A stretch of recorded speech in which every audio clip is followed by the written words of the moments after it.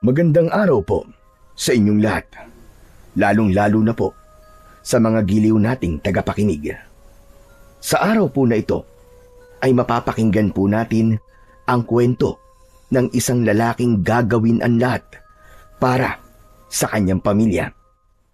Si Harabas ay sinubok ng katatagan at hamon ng buhay nang biglang mawala ang kanyang asawa na si Ivana.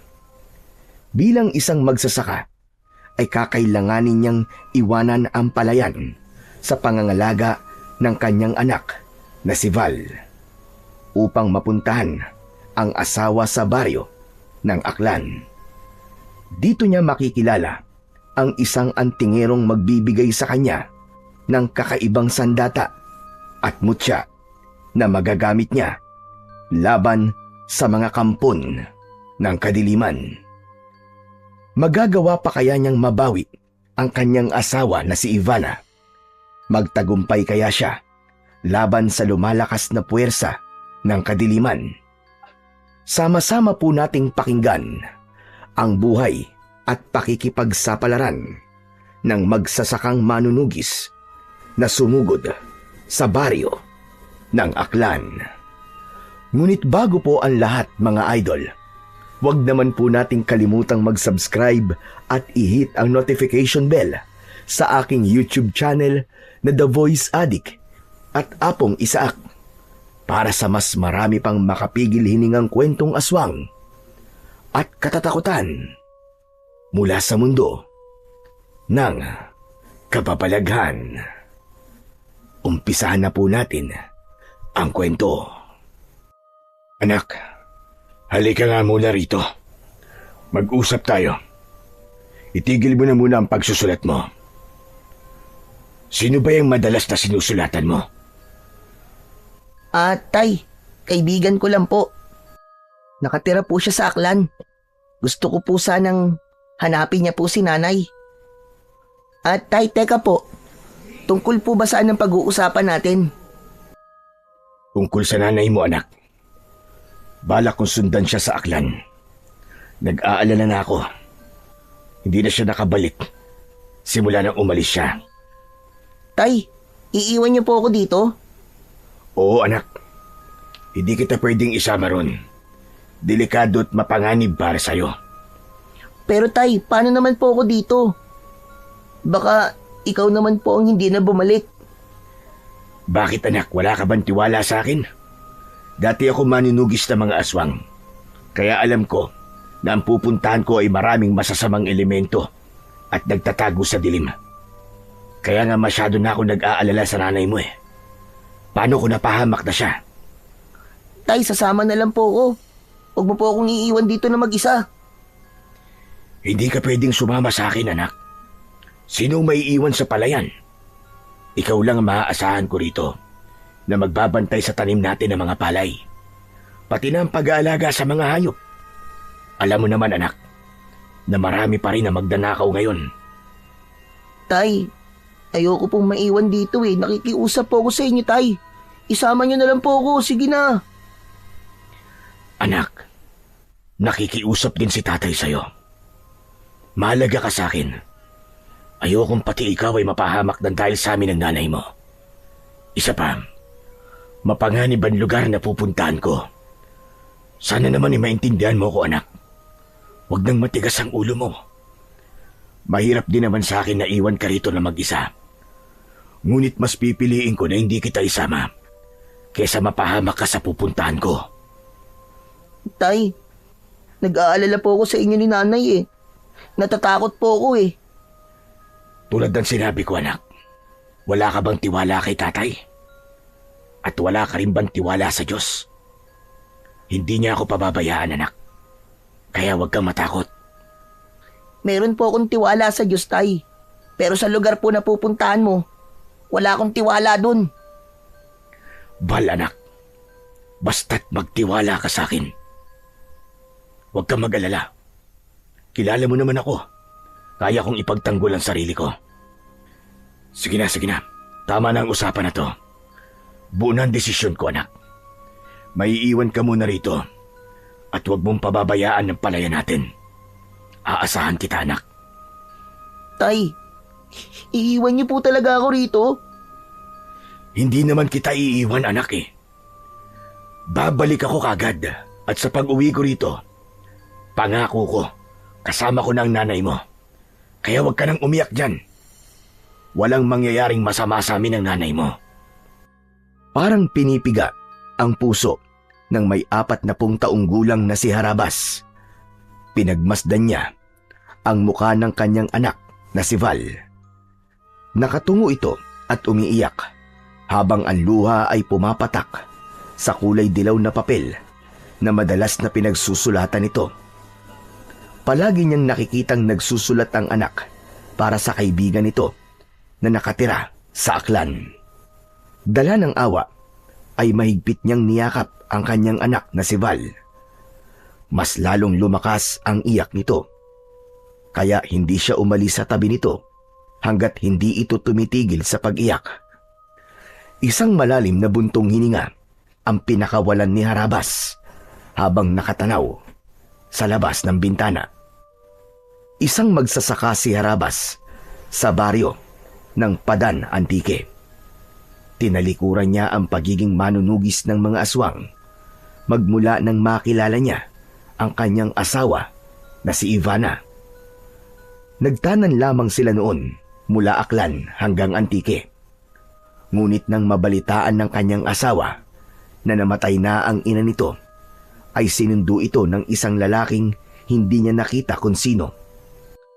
Ival lamang ang nakausap ng lalaki para ipagpaalam ang kanyang asawa na si Ivana. Dahil ng mga oras na yon ay nasa palayan siya. 2 linggo nang hindi umuuwi si Ivana sa kanila. Kilala niya ang asawa. Hindi ito nakakatagal nang hindi sila kasama. Kaya mas lalo siyang nag-alala. Hindi niya alam kung magkikita pa ba silang dalawa ni Ivana. Pagkatapos nilang mag-usap na mag-ama, wala silang imika ni Val nang pumasok sila sa kanilang kwarto. Dala ng malalim na pag-iisip, hindi na malaya ni Harabas na nakatulog na pala siya at sikat na ang araw nang siya ay magising. Tay! Tay, gising na po! Naganda na po ako ng almusal natin. Iminulat ni Harabas ang kanyang mga mata at iginala ang kanyang paningin sa loob ng kanyang kwarto. Itinukod niya ang 2 niyang kamay at bumangon sa kanyang higaan na gawa sa kawayan. Bago inalis ang kumot na alam naman niyang hindi siya ang may gawa. Madalas siyang nagigising ng ganun na may kumot sa katawan. Natitiyak niyang ang anak ang may gawa nun at gabi-gabi itong pumapasok sa kanyang silid para lamang kumutan siya. Kaya't napapangiti siya sa sobrang kaligayahan dahil nagkaroon siya ng maasikaso at mapagmahal na anak.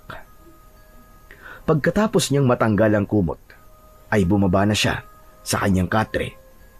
Naglakad siya palapit sa pintuan. Nakita niyang naghahanda ng tubig si Val. Umuusok ang kanin at piniritong tuyo na isda. May kape na rin sa tabi ng upuan niya. Nag-angat ito ng muka mula sa pagkakayuko at nakangiting sumulyap sa kanya. Ngunit hindi maitatago sa mga mata nito ang lungkot dahil ngayon ang alis niya para iwanan si Val. Tay, kain na po. Para po hindi ka po magutom sa biyahe. 1 oras din po ang biyahe niyo papuntang Aklan eh. Salamat, anak ha. Hindi naman ako magtatagal doon. Susunduin ko lang ang nanay mo. Saka mga ibiniling ko sa iyo ha. Huwag mong kalilimutan. Magsarado ka ng mabuti ng pinto. Huwag mo rin kalilimutang gumamit ng ilaw na gasera para maliwanagan ang bahay sa gabi. Ang sarili mong itak, palagi mong itatabi sa higaan mo. Huwag kang matatakot kapag alam mong nasa tama ka. Alam kong kaya mong ipagtanggol ang sarili mo laban sa mga masasamang tao na magdanakaw sa mga alaga nating mga hayop. Opo tay, mag-iingat ka rin po ah. Hihintayin ko rin po ang pagbabalik niyo ni nanay. Oo naman anak, makakauwi kami ng ligtas ng nanay mo. Sige na, maupo ka na at sabay na tayong kumain. Siya nga pala, huwag mong kalilimutang lagyan ng abono ang mga palay natin ha. Dapat, malagyan na ang mga yun habang mainit pa ang panahon. Opo tay, hindi ko po kalilimutan. Tumabi sa kanya ang anak na si Val at nagsandok ng pagkain sa lusa nitong plato. Isang uri yun ng plato na gawa sa aluminum. Wala na silang imikan hanggang sa matapos silang kumain. Naiwan si Val na naghuhugas ng kanilang pinagkainan. Habang si Harabas naman ay muling pumasok sa loob ng kanyang silid para maghanda naman ng ilang damit at gamit na madadala niya sa baryo ng Aklan. Panay ang buntong hininga niya habang nagtitiklop ng mga damit. Inilalagay niya yun sa kulay itim na bag. Yun ang kauna-unahang pagkakataon na iiwan niya ang kanyang anak. Kaya mabigat sa kanyang dibdib ang gagawin niyang pag-alis. Pakiramdam niya ay may tinik na nakaharang sa kanyang lalamunan, habang ang naririnig niya ay ang malakas na tibok ng kanyang puso at ingay ng lusang plato na hinuhugasan ni Val. Pati na ang pagsalok ng tubig ng anak mula sa tapayan ay parang nakadagdag sa bigat na nararamdaman niya sa kanyang dibdib. Lalo na nang magsimula siyang magpalit ng damit at buhatin ang gamit at isinakbit niya sa kanyang balikat. Parang ayaw niyang tignan si Val ng mga sandaling yun. O paano anak? Aalis na ako ha. Ang mga biling ko ha. Nag-iwan ako ng pera sa aparador ko. Gamitin mo kapag meron kang gustong bilhin. Opo tay. Tay, mag-iingat ka po sa pupuntahan mo ah. Hindi siya sinulya pa ni Val. Tuloy pa rin ang paghuhugas nito ng pinggan at ng mga baso. Isang malalim na buntong hininga ang pinakawalan niya. Hindi niya natiis ang anak at nilapitan niya ito. Mahigpit niya tong niyakap at napuna niyang marami ng luha ang umaagos sa pisngi ng anak. Anak, gagawin ko to para sa nanay mo. Kaya kailangan mo magpakatatag. May tiwala ako sa iyo, anak. Kaya natin to. Nang bumitiw sa pagkakayakap si Val kay Harabas, ay tinitigan niya ito sa mga mata at pilit na pinalalakas ang loob nito. Maya-maya pa, ay nakita niyang tumango ang kanyang anak bilang tanda ng pagpayag nitong umalis siya. Ginulo niya ang buhok ng kanyang anak sa katuluyang nagpaalam dito. Mabigat ang hakbang ng paa na lumabas siya ng kanilang bahay. Diretso ang lakad na tinahakandaan papunta sa tabi ng mabatong kalsada. Yun ang tamang oras ng pagdaan ng biyahe papunta sa Aklan. Isang jeep lang din ang bumabiyahe sa baryo nila na kapag naiwan ang sasakyan ay kakailanganin na maghintay na naman ng kinabukasan. Pagkalipas ng ilang minuto ay nakarating na siya sa gilid ng kalsada. Para bang mabigat ang kanyang dibdib na panayan dasal na sana ay gabayan siya ng Panginoon sa kanyang paglalakbay. Maya-maya pa ay nakarinig siya ng tunog ng busina ng sasakyan, kaya't napatayo siya ng tuwid at napatingin sa gawi ng paparating na jeep. Medyo may kalumaan na yon, ngunit maayos pa naman ang takbo. Kita niya agad ang mga pasahero na nakaupo sa bubong ng sasakyan. Marami ang nakasabit sa pinto. Mabuti na lang at tinigilan siya ng driver para pasakayin kahit puno na. Kaya ko to. Isang oras lang naman ako makikipagsiksikan sa mga pasahero eh.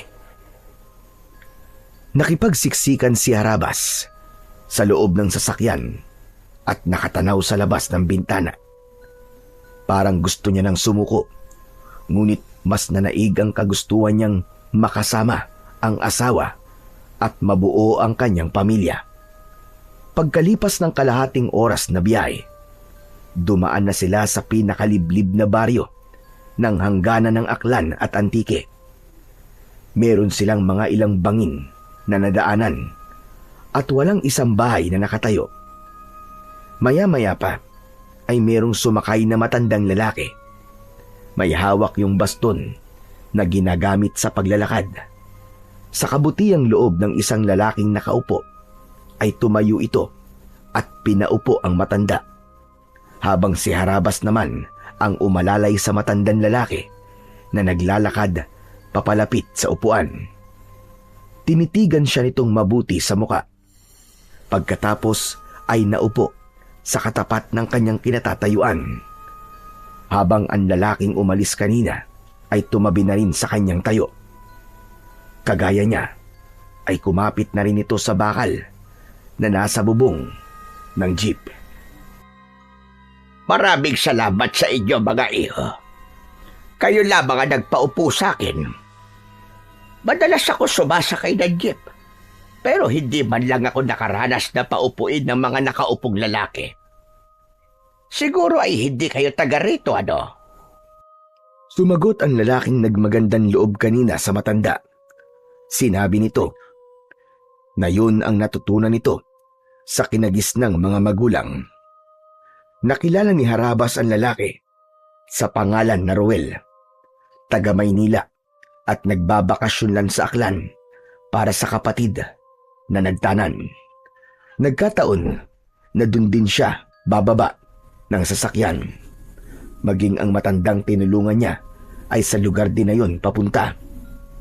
Nalaman ni Harabas na kaya marami ang uuwi sa baryong yun dahil sa nalalapit na piyesta ng pagsikat ng bilog na buwan.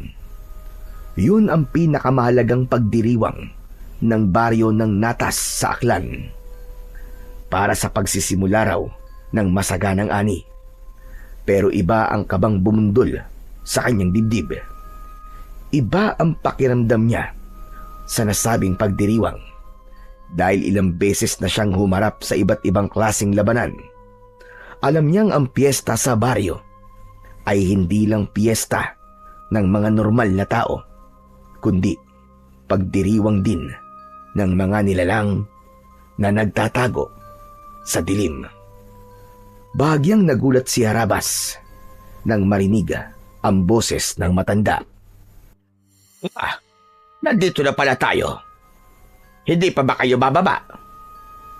Sinulyapan ni Harabas ang hinintuan ng mga sasakyan, kaya't bahagya siyang nagtaka dahil mabilis silang nakarating sa baryong pupuntahan niya. Maya-maya pa ay naramdaman ni Harabas na kasunod na niya ang matanda sa pagbaba ng sasakyan, kasama ang lalaking si Ruel. Pagbaba nito ng jeep, ay umalis kagad ito at sumakay naman ng kalesa para ihatid sa lugar na pupuntahan ito. Kaya naman, magpapaalam na rin sana si Harabas sa matanda nang bigla itong natumba sa tabi niya. Nagkagulo ang mga tao nang makitang nawalan ng malay ang matanda. Binuhat niya ito at dinala sa mahabang bangko na gawa sa tabla. Inihiga niya ito at pinaypayan gamit ang kanyang kamay. Marami ang nag-alok ng tulong, pati na ang mga gamot, para sa agad na pagbabalik ng malay ng matandang lalaki. Malamig ang katawan nito dahil sa pawis. Hindi niya ito iniwan at kinalong ang ulo nito habang banayad ang paghinga. Marami pong salamat sa tulong nyo para po sa gamot. Ngumiti ang babaeng nagbigay sa kanya ng panghaplas na katingko at sinabi nito na kilala raw ng mga ito ang matanda. Tawag daw nila sa matanda ay Lolo Estoy. Mabait daw ito at kilalang albularyong antingero sa baryo ng Natas. Pagkatapos nilang makipag-usap sa babae, ay ginamot naman niya si Lolo Estoy. Ilang saglit pa, Nagkamalay naman na ang matanda. Una nitong hinanap ang hawak nitong baston kanina. Anong nangyari? Nawalan ho kayo ng malay, Lolo Estoy. Siya nga po pala. Nandito po ang tungkod nyo. Salamat. Diyos ko. Aray, pasensya ka na. Nahilo kasi ako kanina. Maraming pasahero at hindi ako sanay sa siksika na biyahe. Ngayon lang naman nangyari ang bagay na yon dahil malapit na ang piyesta. Abay, sino ka nga ba, iho? Ako po si Harabas. Taga-Antique po ako. Gumuhit ang ngiti sa labi ng matanda. Tumango ito na para bang masaya na nalaman ito ang pangalan niya. Hindi niya alam kung bakit ganun ang reaksyon ni Lolo Estoy. Ngunit kailangan niya nang magpaalam dito dahil hahanapin pa niya ang kanyang asawa na si Ivana. Mukhang gusto mo nang umalis, Harabas. Pasensya na sa abala na ginawa ko, ha? Ang mabuti pa kaya sa'yo na lamang ito. Napakunot ang noo ni Harabas nang makitang dumukot sa bulsa si Lolo Estoy. Nang makuha nito ang bagay sa loob ng bulsa, ay tumambad sa kanyang paningin ang isang bilog na bato. Parang isang ordinaryong bato lang yun na makinis lang ang balat. Kulay itim yun at mukhang matagal nang nakatago. Isang bato? Ano naman po ang gagawin ko sa batong yan, Lolo Estoy? Magagamit mo ito. Isang mutya na nanggaling sa pusod ng supremo ng mga aswang. Ano po? Pambihira naman. Bakit niyo po yan binibigay sa akin? Bakit? Hindi ka ba naniniwalang mutya ito na galing sa pusod ng supremo ng mga aswang? Kakaiba ang mga aswang na nakatira rito. At malaki ang maitutulong nito sa iyo, Harabas. Kung ganun po, tama po ang hinala ko. Napugad niya ng mga aswang ang lugar na ito. Oo naman. Hindi ko naman maitatanggi yun. Kaya wala kang karapatan na pagkatiwalaan ang isa man sa lugar na to. Dahil halos lahat ng nakatira rito ay merong kakaibang pagkatao. Pero meron pa namang matitinong tao sa lugar na to. Kaya sige na, tanggapin mo na itong mutya. Ingatan mo ang bato na yan. Ililigtas ka niyan sa tiyak na panganib. May dahilan kung bakit tayo nagkita ngayon. Isipin mo na ako ang ipinadala ng Diyos para gabayan ka sa pupuntahan mo. Balang araw, matatapos din ang masasamang gawain ng mga taong naninirahan dito. Tumayo ang matanda at kinuha nito ang tungkod. Ang itsura ng kahoy ay pabaluktot sa hawakan. Kakaiba ang nakaukit na disenyo sa tungkod nito. Napatingin si Harabas sa mga taong abala sa pagtitinda ng mga pagkain sa mga pasaherong bumababa sa jeep.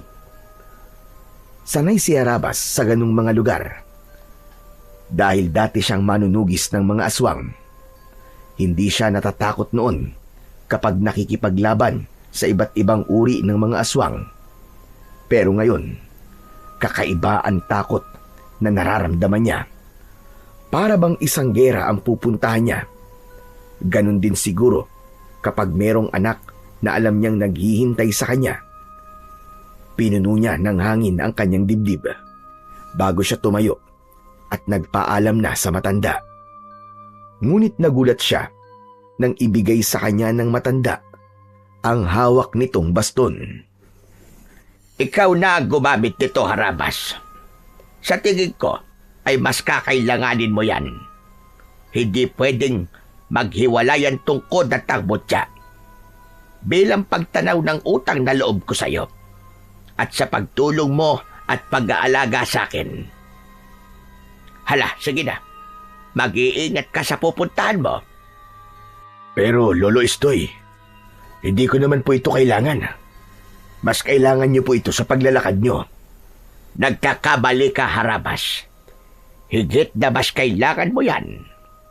At kahit na anong mangyari, palagi mo yung dadalhin kahit saan ka magpunta. At ang bato na ibinigay ko sa'yo, palagi mo lang yang ilalagay sa bulsa mo. Hindi pa ito ang huli natin pagkikita. Muli tayong magkakasama at magkakausap.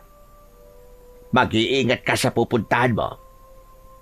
Pero hindi ko po ito matatanggap. Mahihirapan ka pong maglakad ng wala ang baston. Kaya kong maglakad ng wala ang baston.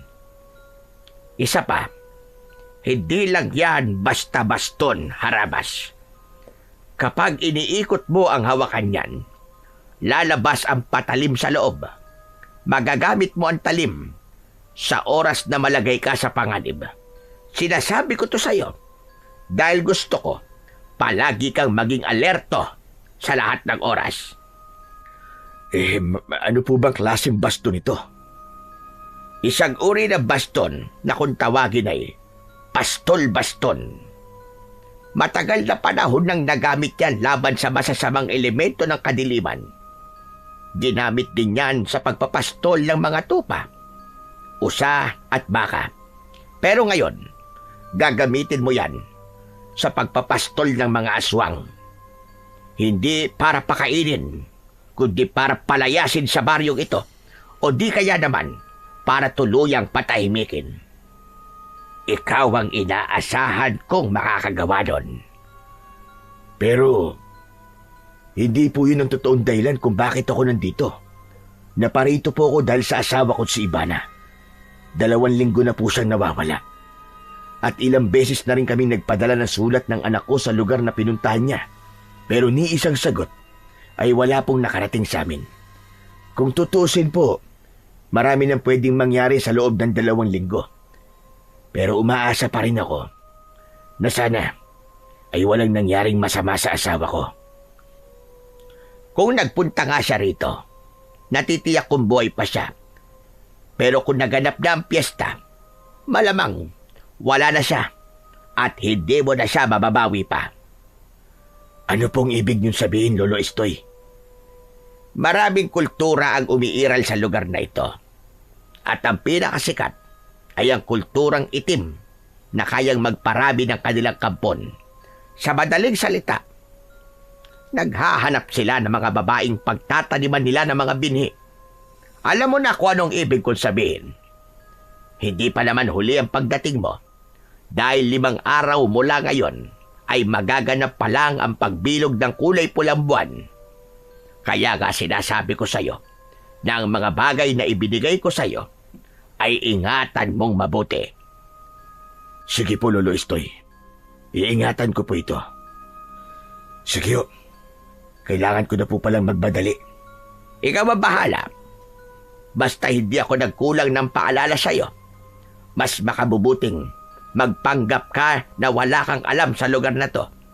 Panindigan mo na ikaw ay isang dayo at gusto lang mamiesta. Para sa kaligtasan mo. Tandaan mo, malalakas ang pakiramdam ng mga aswang. Aalalahanin ko po lahat ng sinabi niyo, Lolo Estoy. Kung kaya mo magpanggap na pilay, gawin mo para hindi mahiwalay sa iyo ang baston. Pati na ang batong hawak mo. Sige na, aalis na rin ako. Kailangan natin maghiwalay ng landas dahil baka mahalata nilang tinutulungan kita. Saka nagsimulang maglakad ang matanda papalayo sa kanya. Kagaya ng sinabi ng matanda, ay nagpanggap si Harabas na pilay. Nakatanaw siya sa papalayong si Lolo Estoy. Sa kanya inilinga ang kanyang paningin sa paligid. Nakita niya ang kadarating lang na kalesa na maghahatid sa kanya sa bahay ng asawa.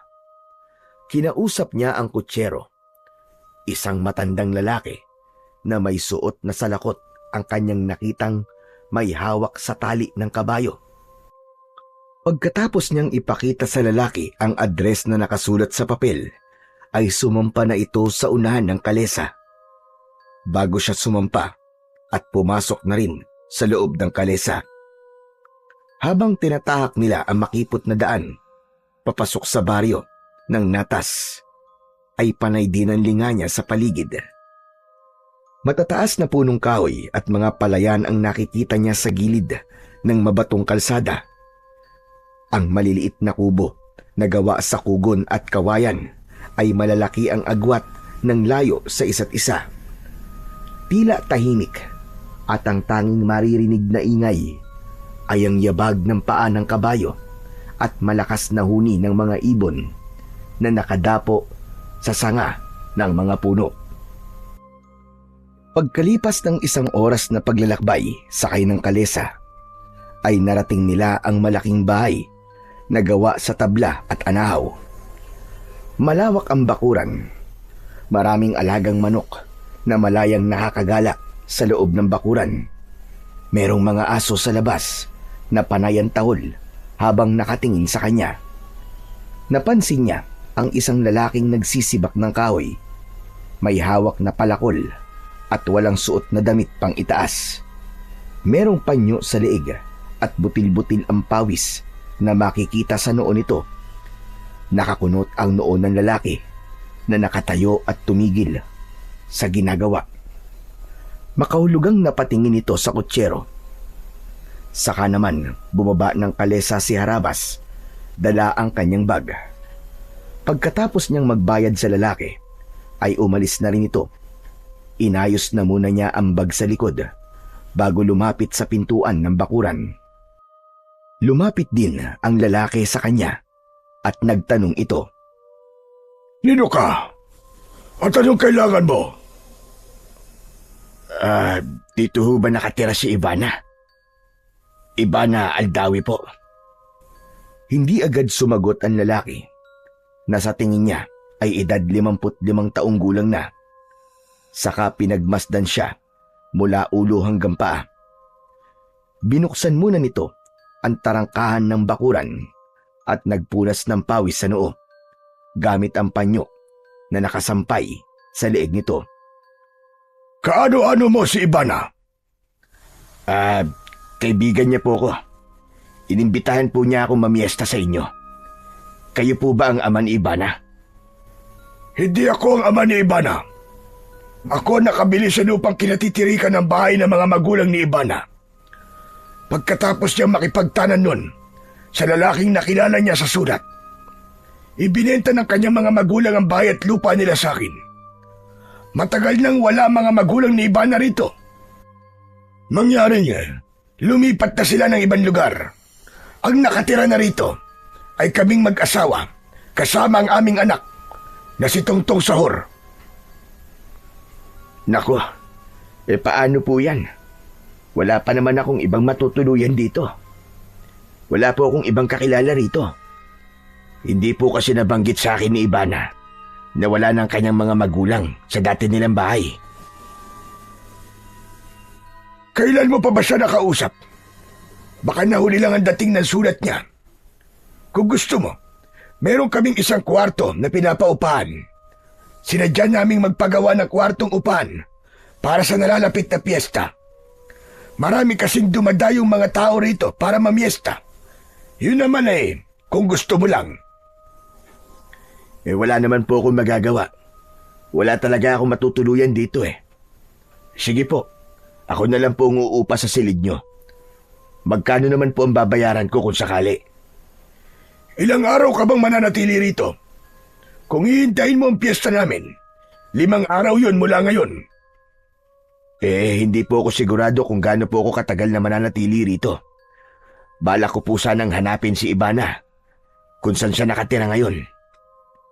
Ikaw ang bahala. Hindi ko naman nabalitaan na umalis siya ng baryo. Baka lumipat lang ng bayo di kaya tumira sa bahay ng lolo niya. Sige po. Pwede ko po bang makita ang silid? Hindi na rin po ako makakagala dahil malapit na pong dumilim ang paligid at baka maligaw pa po ako kung mag-isa ako maghahanap sa kanya.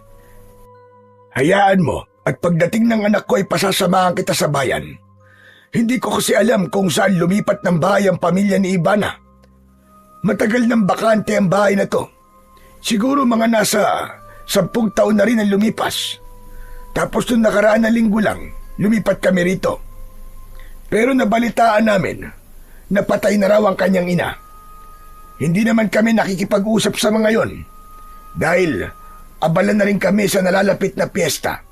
Kaya hindi namin natanong sa nagatid ng balita kung saan sila nakatira. Ganun po ba? Sige po, tara na. Gusto ko na pong makita ang silid. Natigilan ang lalaki nang mapansin nito ang baston na hawak ni Harabas, pati na ang paraan niya ng paglalakad.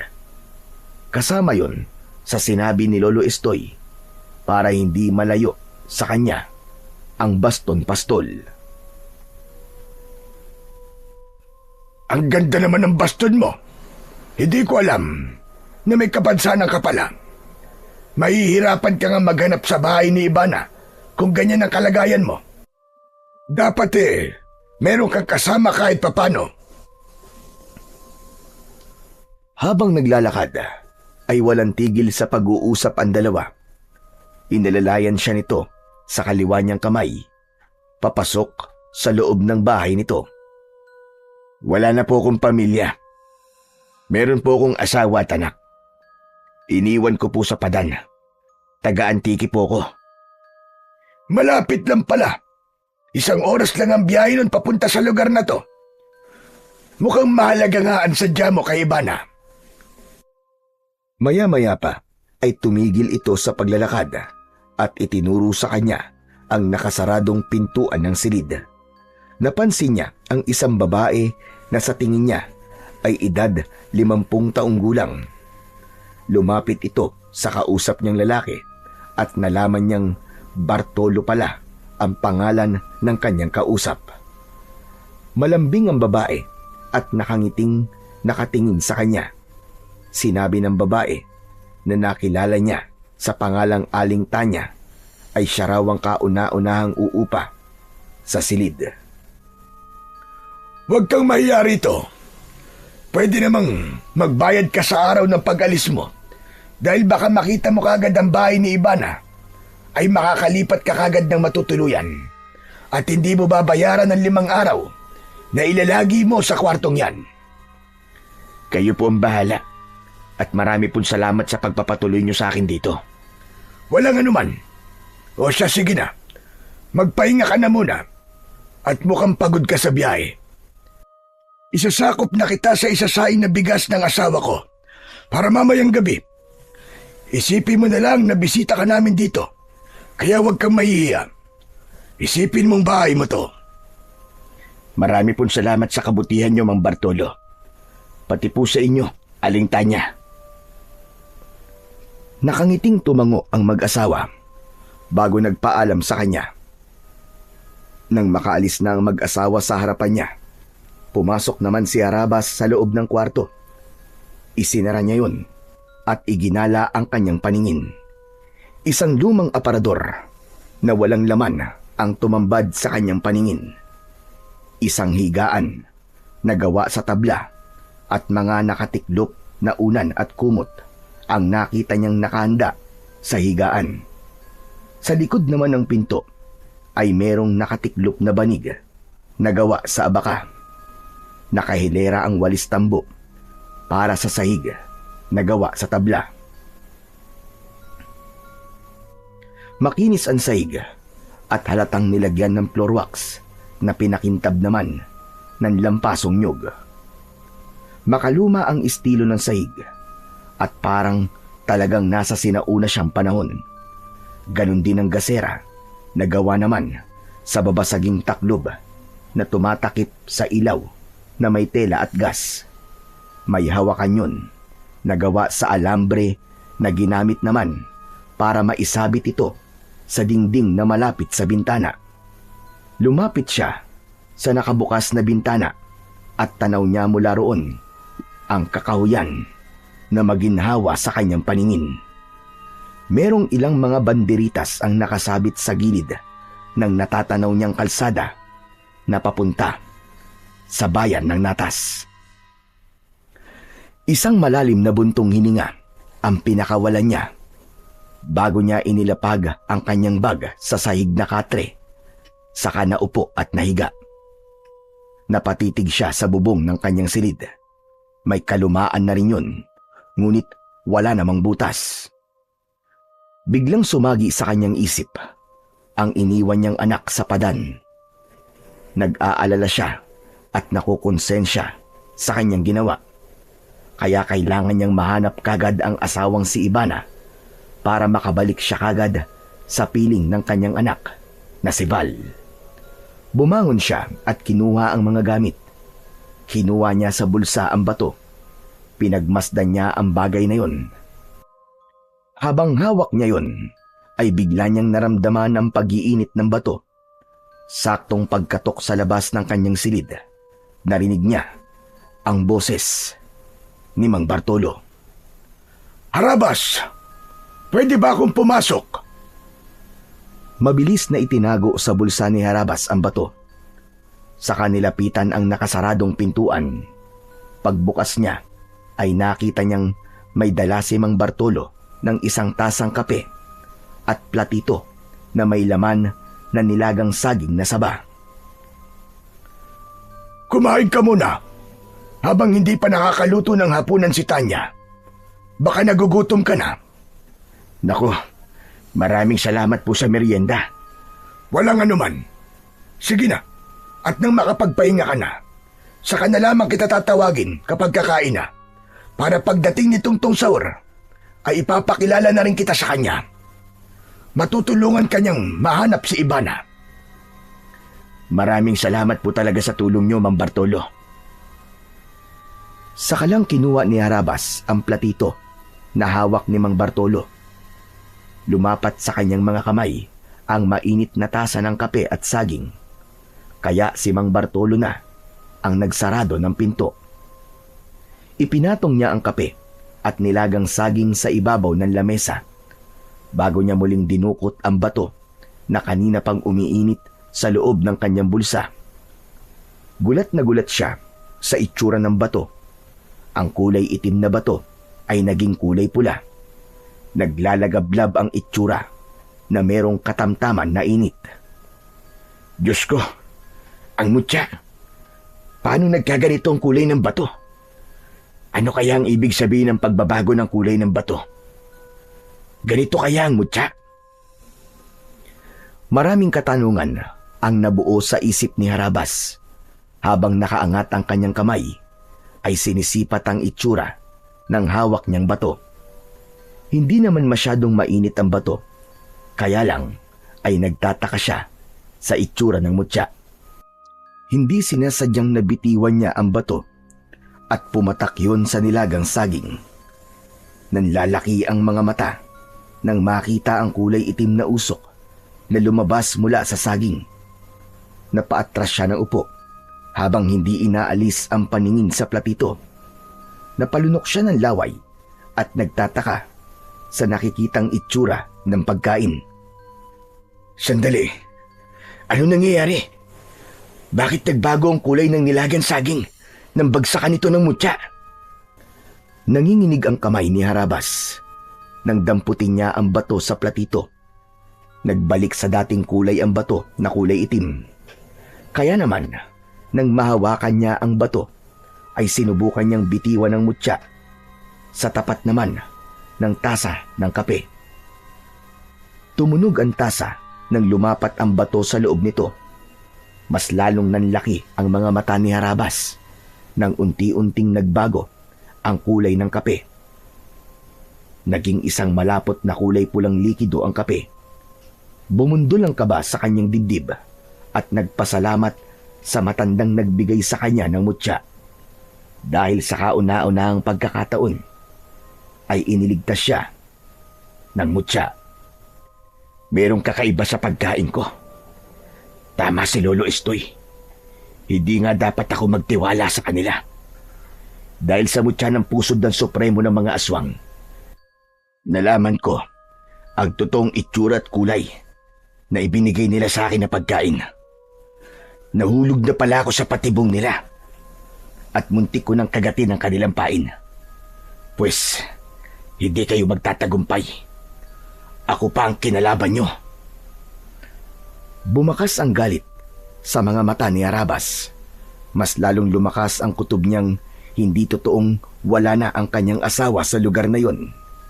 Hindi lang niya alam kung saan niya hahanapin si Ivana. Mabilis na tumayo si Harabas at kinuha ang platito. Itinapon ang saging at itinaktak ang laman ng tasa na merong kape. Palalabasin niyang ininom niya yon at kinain ang saging. Kung ganun, kailangan kong makaisip ng paraan para hindi makasabay sa kanila sa pagkain. Bahala na. Kinuha ni Harabas ang mutya sa ibabaw ng lamesa na nabasa dahil sa kape. Saka isinilid niya yon sa kanyang bulsa. Ngayon, ay alam ko na kung ano ang palatandaan sa bato. Malalaman ko kung aswang o tao ang kaharap ko sa pamamagitan ng pag-iinit ng mutya. Kailangan ko magdoble sa pag-iingat para sa anak kong si Val na naghihintay sa akin sa pagbabalik namin ni Ivana. Kailangan ko ng karagdagang pag-iingat. Hindi ko akalain na balak nila akong gamitan ng itim na kapangyarihan. Marahil sa simula pa lang, ay alam na nila kung sino ko. Maya-maya pa, ay narinig naman ni Harabas ang ilang katok sa labas ng pinto. Tinawag siya ni Aling Tanya at sinabi nitong kakain na. Pagkakataon niya na yon na umisip ng idadahilan para hindi siya makasabay sa pagkain sa mga ito. Muli niyang sinilyapan ang lamesa at kinuha ang walang laman na tasa at platito. Nagtungo siya sa pinto at binuksan yun, habang ang kabang nararamdaman sa dibdib ay mahahalata sa nanginginig niyang kamay. Pilit siyang nagpakatatag. Kalmado siyang humarap sa babae. Sinabi nitong kakain na at siya na lamang daw ang hinihintay ng mga ito. Nasa kusina na rin daw ang anak nito na si Tungtong Sahur. Pasensya na po, Aling Tanya, hindi na po ako makakakain. Busog na po ako sa saging na dinala sa akin ni Mang Bartolo Marami pong salamat sa pag-aalok niyo sa akin ng pagkain. Pero napagod po ako sa biyahe kaya magpapahinga na po muna ako. Pakisabi na lang po kay Mang Bartolo. Salamat po at pasensya na. Nahuli ni Harabas na pasimpleng sumilip sa loob ng kwarto si Aling Tanya. Sabay sulyap sa iniabot na platito at tasa ni Harabas. Pigil ang kanyang hininga habang hinihintay na umalis ito. Kinuha nito ang platito at tasa. Kaya nakahinga siya ng maluwag nang magpaalam na ito sa kanya. Sabay talikod sa kanya ni Aling Tanya. Dala ang pinagkainan niya. Maigpit niyang hinawakan ng kanyang baston habang nagkukunwaring hirap sa paglalakad bago tuluyang isinara ang pinto. Ganon din ang ginawa niya sa nakabukas na bintana. Ipinahinga niya ang katawan dahil natitiyak niyang mamayang gabi ay hindi siya makakatulog. Mahirap matulog sa lugar kung alam niyang nasa kabilang silid lamang ang mga kalaban. Hanggat hindi niya natitiyak kung anong klaseng mga nilalang ang nakapalibot sa kanya, ay hindi siya maaaring magtiwala sa mga ito. Isang malalim na buntong hininga ang pinakawalan ni Harabas bago ipinikit ang kanyang mga mata, habang ang maririnig niyang ingay ay ang putak ng mga manok na tumutuka sa lupa sa likod ng kanyang kwarto, malapit sa bintana. Hindi niya namalayan na nakatulog na siya, kaya hindi niya alam kung anong oras siya nagising. Iginala niya ang kanyang paningin. Madilim na ang paligid at nakakabingi ang katahimikan na yon. Pakiramdam niya, wala siyang kasama sa bahay, ngunit napalitan yun ng malakas na kaluskos sa kanyang bubong. Tila pusang nagkukutkot at binubutas ang anahaw na bubong. Hinawakan ni Harabas ang baston, maging ang kanyang mutya sa loob ng kanyang bulsa ay umiinit ng mga sandaling yun. Kaya natitiyak niyang hindi isang hayop ang nasa bubong, kundi isang nilalang na matagal na niyang kinakalaban. Sino yan? Umalis ka sa bubong. Kung hindi, bubutasin ko ng kutsilyo ang katawan mo. Taglit na tumigil ang kaluskos sa itaas ng bubong at lumipat yon sa kanyang dingding sa nakasaradong bintana na gawa sa sawaling kawayan. Mahigpit pa rin ang pagkakakapit niya sa kanyang baston habang hindi inaalis ang paningin sa pinagmumula ng ingay. Kahit hindi niya nakikita ang nilalang na yon, alam niyang matulis na kuko ang gamit nito sa pagkaskas ng bagay na yon sa kanyang dingding. Hindi nagpahalata si Harabas sa nararamdaman niyang takot. Matapang niyang binuksan ang bintana. Tumambad sa kanyang paningin ang kalbong nilalang na merong mapupulang mga mata. Mataas sa ulo ang tenga nito at merong mahabang dila. Maliit na bibig at ilong na parang sa paniki. Kapansin-pansin ang malakahoy nitong katawan na parabang balat ng isang kalabaw. Bumaluktot ang katawan nito. Umikot ang mga kamay at leeg papunta sa likod. Para siyang tinatakot sa taglay nitong nakakatakot na anyo. Higit pa roon ay meron din itong kakayahan na humaba ang kamay. Sinakal siya nito sa kanyang leeg. Naramdaman ni Harabas ang malakas na kamay ng nilalang at hinila siyang palabas ng bintana. Bitiwan mo ako! Halimaw ka! Naramdaman ni Harabas ang pagbagsak ng kanyang katawan sa lupa. Ngunit hindi niya binitiwan ang baston. Sa halip ay ipinalo niya ang baston sa kamay nito. Tila napaso ito at nabawi ang kamay. Kaya naman, nagkaroon ng pagkakataon si Harabas para lumaban sa aswang. Nagulat ang nilalang sa pagsirko niya sa ere. Pagbagsak niya sa lupa ay sakto yun sa harapan ng nilalang. 2 palo kagad ang ginawa niya na tumama sa leeg ng kalaban. Bumagsak ito ng pasadsad sa lupa habang umaangil at pilit na tumatakas papalayo sa kanya. Dinukot niya ang mutya sa kanyang bulsa at kitang-kita niya ang kulay pulang liwanag na bumalot sa bato. Kasabay ng paghigop nito sa kulay itim na usok na lumabas sa katawan ng aswang. Pumasok yon sa kanyang mutya. Kitang-kita niya rin ang pagkikikisay ng katawan ng aswang hanggang sa masunog ito. Ngunit hindi pa man nakakabawi sa pagkakabigla si Harabas ay dumating naman ang 2 pang nilalang. Mga mukhang kahoy ang mga ito na parang hindi tinatablan ng kahit na anong sandata. Sinubukan niyang itaas ang bato, ngunit hindi nangyari sa mga ito ang nangyari sa unang aswang na pinatay niya. Hindi nahigop ang kulay itim na usok mula sa katawan ng mga ito. Nakangising nakatayo ang mga ito habang tumutulo pa ang malapot na laway sa bibig. Baka magkaugnay ang baston at mutya. Kagaya na sinabi ni Lolo Estoy na hindi dapat maghiwalay ang mutya at baston. Kailangan ko muna sigurong masaktan sila bago mahigop ang kanilang itim na kapangyarihan sa katawan. Mabilis na kumilos si Harabas. Sinugod niya ang mga ito at tigiisang sipa ang kanyang ginawa. Tinamaan niya sa muka ang unang nilalang bago niya pinalo ng kanyang baston. Pasadsad itong bumagsak sa lupa bago niya binalingan ang isa pang nilalang na papasugod sa kanyang kinaroroonan. Naiwasan niya ang pagtama ng matulis nitong mga kuko sa kanyang muka at sa pagtayo niya ay kinalawit niya ang leeg nito ng kanyang baston. Sabay palo ng malakas sa ulo nito. Bumagsak din ito sa lupa katabi ng unang aswang na tinamaan niya ng baston. Sa kanya itinaas sa ere ang bato na kulay pula.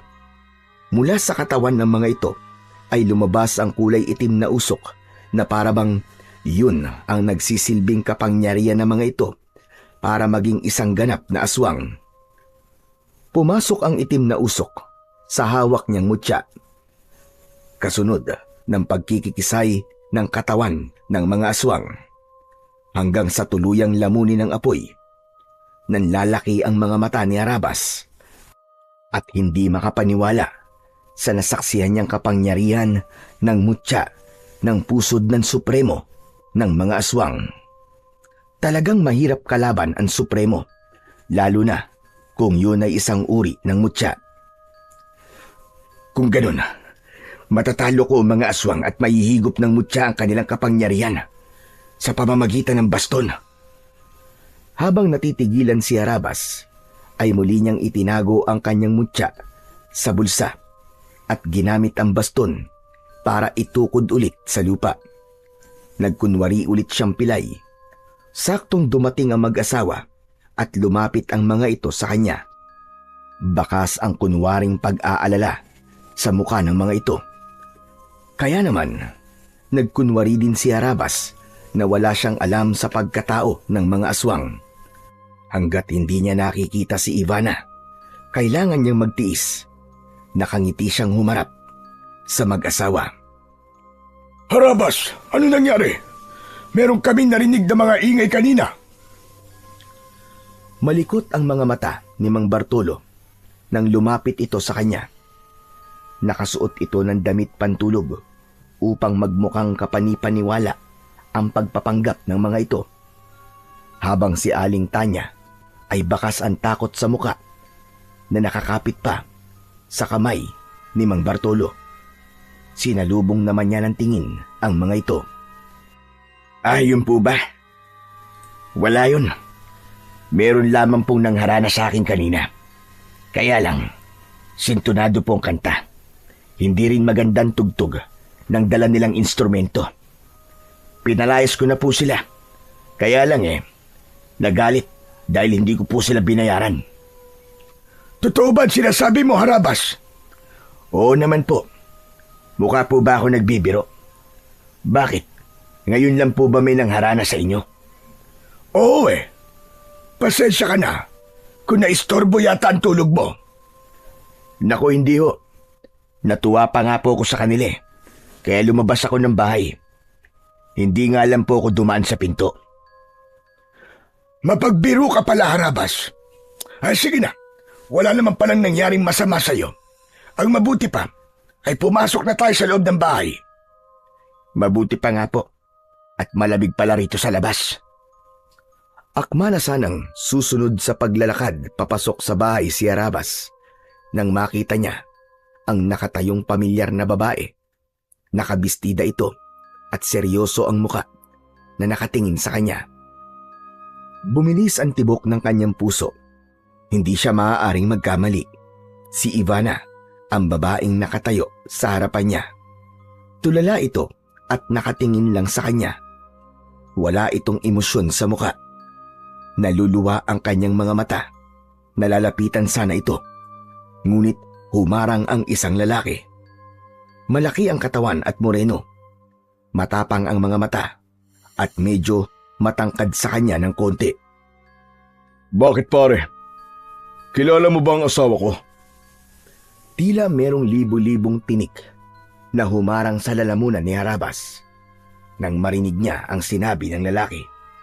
Kung hindi siya nagkakamali, marahil ito ang binatang anak ni Mang Bartolo at Aling Tanya. Nakuyom niya ang kaliwa niyang kamay, habang ang kanan naman niyang kamay ay humigpit ang pagkakakapit sa baston. Muli niyang sinulyapan ng kanyang asawa at hindi siya makapaniwalang hindi siya nito nakikilala. Tinatanong kita, may problema ba? Bakit nakatingin ka sa asawa ko? Wala. Nagulat kasi ako sa pagdating niya. Napakaganda pala ng asawa mo. Ikaw ba si Tungtung Saur? Oo, ako nga. Bakit mo ako kilala? Nabanggit ka na sa akin ni Mang Bartolo. Anong pangalan ng asawa mo? Siya si Isabel. Siya ang pinakamamahal kong asawa na si Isabel. Sa pangalawang pagkakataon, ay parang gusto nang suntukin ni Harabas ang lalaki sa pagmumukha nito. Gusto niyang ipagsigawan na si Ivana ang babaeng tinutukoy nitong asawa. Hindi niya naiintindihan ang nangyayari, ngunit iisa lang ang natitiyak niya. Merong nangyaring kakaiba sa kanyang asawa, kaya hindi na ito nakabalik. Gusto niya itong yakapin, pero pinigilan niya ang kanyang sarili. Kailangan niyang magtimpi ng galit dahil kapag nagkamali siya ng desisyon, buhay ng kanyang asawa ang magiging kapalit. Kailangan niya lang na umisip ng paraan kung paanong maitatakas si Ivana. Idagdag pa ang alalahanin niyang tila wala sa sarili ang kanyang asawa. Sige na, pumasok na tayo sa loob ng bahay. Masyado nang malalim ang gabi. Nang pumasok ang dalawa at nasa likod si Arabas, napigilan sariling hininga. Lalo na nang malaman niyang katabing silid lamang niya ang kwarto ng dalawa. Iniisip pa lang niya na hinahalikan ng ibang lalaki ang kanyang asawa ay parang gusto niya nang pumatay. Lalo na kung malapit lamang sa kanyang silid at sa ilang araw na nawala ang kanyang asawa ay maaaring meron nang nangyari sa mga ito. Sinamantala ng lalaki ang kahinaan ng kanyang asawa. Kulang na lang ay mabali sa kamay ni Harabas ang hawak niyang baston dahil sa labis na galit. Humarap sa kanya si Tungtong Sahur habang nakangiti. Ikinagagalak nga pala kitang makilala, Harabas. Nakilala ko na rin ang pangalan mo dahil kinananay at tatay. Bukas na lang kitang sasamahan para hanapin ang kaibigan mo si Ivana. Bago ito tuluyang pumasok sa loob ng kwarto na hindi hinintay ang mga sasabihin niya, sumili pa ito sa pintuan habang nakaakbay kay Ivana na ngayon ay pinangalanan niyang Sabel.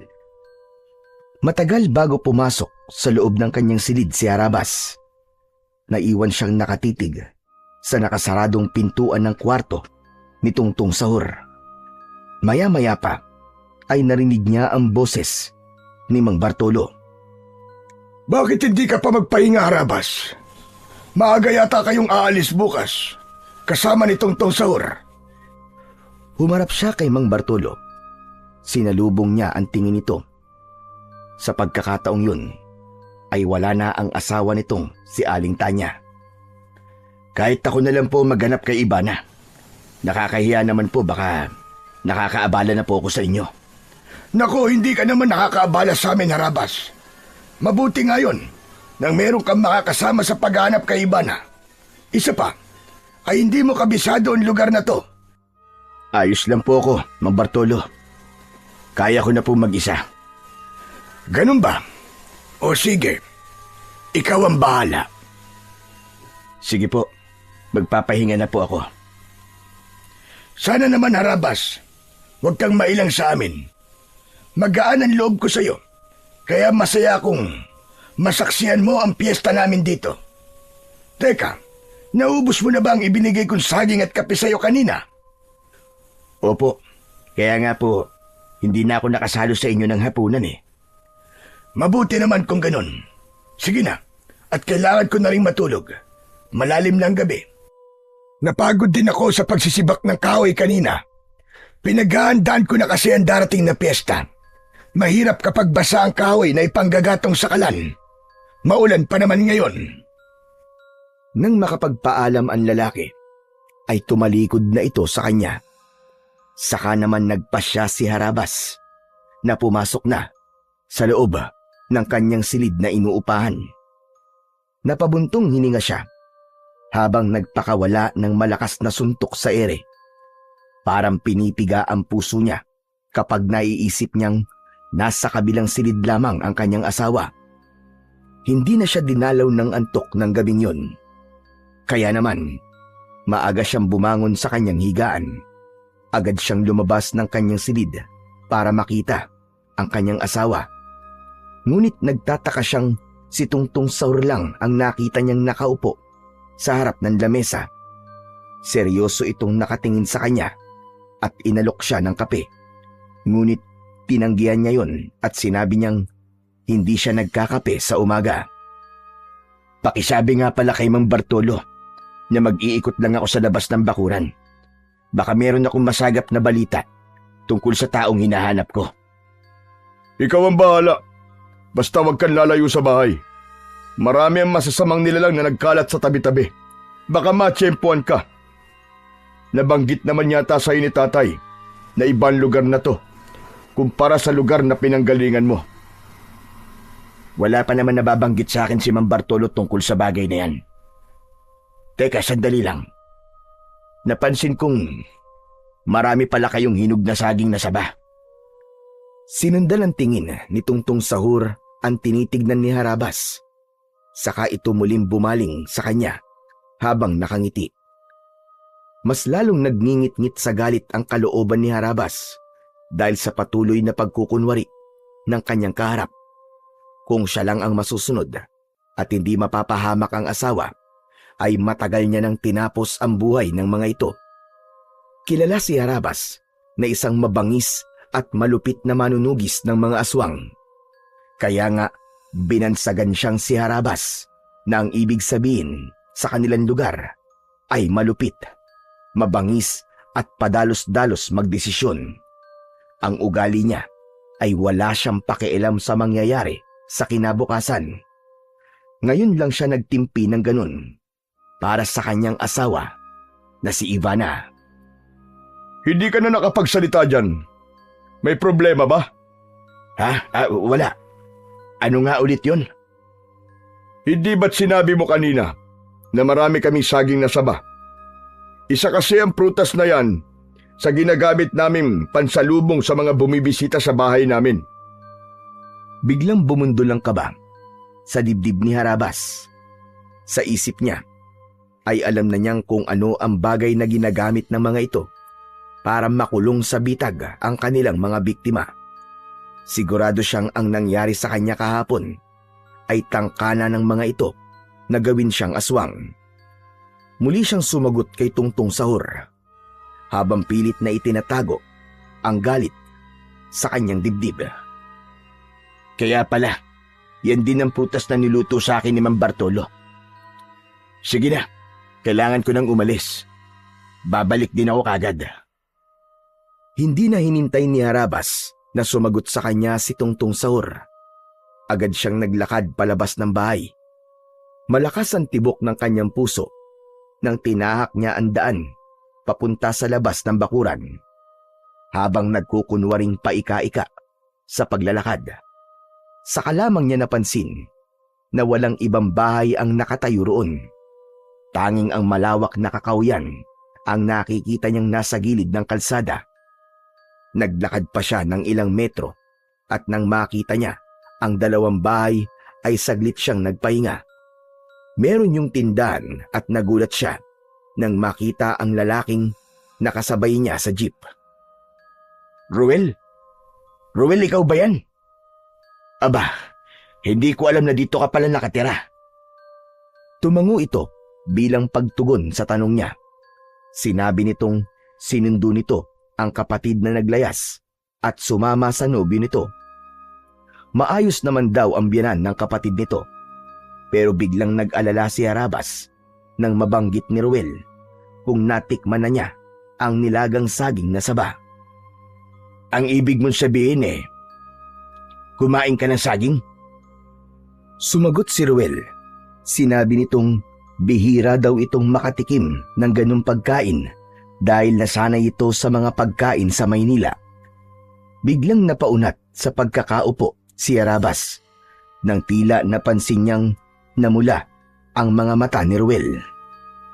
Nag-alala siya sa lalaki dahil natitiyak niyang nakakain na nga ito ng prutas na ginamitan ng itim na kapangyarihan. Hindi siya nakapagsalita at hindi makatingin sa mga mata nito. Naramdaman din niya ang pag-iinit ng kanyang mutya sa bulsa. Nalulungkot siyang nabiktima na ng itim na kapangyarihan ng mga aswang ang lalaking nagpakita ng kabutihan kay Lolo Estoy. Maya-maya pa ay narinig niya na nagtanong ito tungkol sa nangyari sa paa niya. Natatandaan niyang alam nito na hindi siya totoong pilay, kaya umisip siya ng paraan kung paano niya mapapanindigan ang pagkukunwari niya. Naaksidente ako sa kalesa na magkahiwalay tayo sa sasakyan at ibinigay sa akin ni Lolo Estoy ang basto na to Yung matandang tinulungan mo. Tumango ito at sinabing naaalala ang matanda. Saka ito nagsimulang magkwento ng tungkol sa buhay nito sa Maynila. Pagkalipas ng ilang minutong pagkikwentuhan nila ni Ruel, lumabas na rin ang kapatid ni Ruel, kasama ang nobyo nito. Sa likuran ng mga ito ay ang mag-asawa na seryosong nakatingin sa kanya. Hindi siya nagpahalata sa mga ito na nararamdaman niya na hindi na ito mga ordinaryong tao. Sige na Ruel. Kailangan ko nang umalis eh. Magpapaalam na ako. Inihatid siya ni Ruel hanggang sa labas ng tindahan ito. Pakiramdam ni Arabas ay nakatingin pa rin sa kanya ang pamilya ng nobyo ng kapatid ni Ruel. Habang tinatahak niya ang daan pauwi sa bahay ni Mang Bartolo, ay bigla siyang nag-alala sa kalagayan niya sa baryo. Hindi niya alam kung paano pa siyang makakatakas sa baryong napasukan. Ilang minuto lang ang lumipas ay narating na niya ang bahay ni Mang Bartolo. Diretso siyang pumasok sa loob ng kanyang silid at inihanda ang mga gagamitin sa muli niyang paglabas ng bahay para maghanap ng bago niyang malilipatan na bahay. Dinala niya ang dati niyang mga kagamitan sa pagtugis ng mga aswang at hindi na nagpaalam sa mag-asawa. Diretso siyang naglakad papunta sa kabilang direksyon ng daan. Ngunit kanina pa siyang naglalakad ay wala siyang makitang bahay na pwede niyang pagtanungan. Maya-maya pa ay biglang merong humawak sa kanyang balikat. Hindi siya nagdalawang isip. Iniangat niya ang baston at hinarap ang may-ari ng kamay. Inatake niya kagad ng hampas ng baston ang lalaking biglang lumitaw sa kanyang likuran. Kagaya ng sinabi sa kanya ni Lolo Estoy, hindi siya maaaring magtiwala sa mga taong nakapalibot sa kanya. Subalit mahusay ang kanyang kalaban na nakasuot ng salakot. Nakatungo ito kaya hindi niya makita ang muka ng kalaban. Pero tinamaan siya ng suntok nito. Isang malakas na suntok sa kanyang tiyan ang tumama mula sa kamao ng kanyang kalaban. Gumanti siya rito ng palo ng baston. Tinamaan ito sa balikat at napaluhod sa lupa. Saka siya tumambling papunta sa likod nito at sinipa ang likod ng lalaki. Napasubsob sa lupa ang kalaban at napaigik sa sobrang sakit. Aray! Aray ko! Diyos ko po, nabali yata ang tadyak ko. Ang lakas naman ng pagkakasipa mo, Harabas. Nabali yata ang tadyak ko Aray ko!